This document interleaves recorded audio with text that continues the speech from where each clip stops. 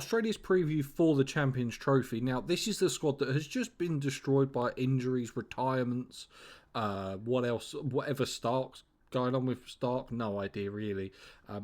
Wish him well, of course. I mean, they're missing so many players that the kind of second 11 that they've been rolling around to play ODIs, obviously after they win it, they're defending ODI World Cup champions.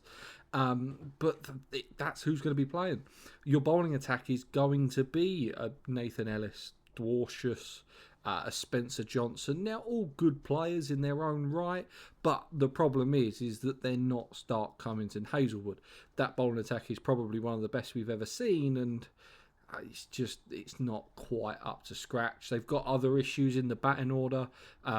With David Warner's retirement, they've got no one to open with Head, especially with Marsh's injury.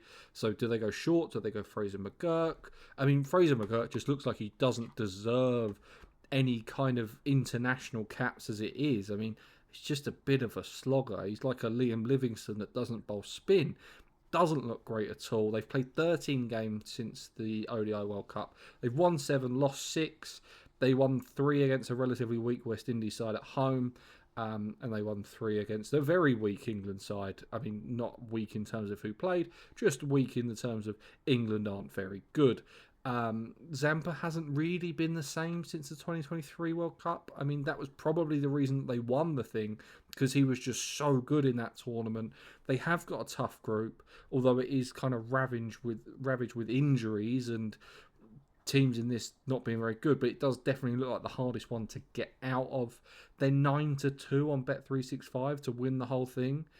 That's probably just for the fact of it's Australia. I wouldn't have them second favourites. I don't actually have them getting out of the group.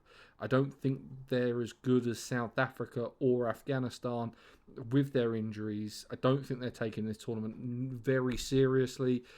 But it's Australia. Can you write them off? At this point, I am. When they win all the group games and are lifting the trophy and a month's time, then I'm more than happy to eat my words. But I just cannot see them getting out of the group with this team.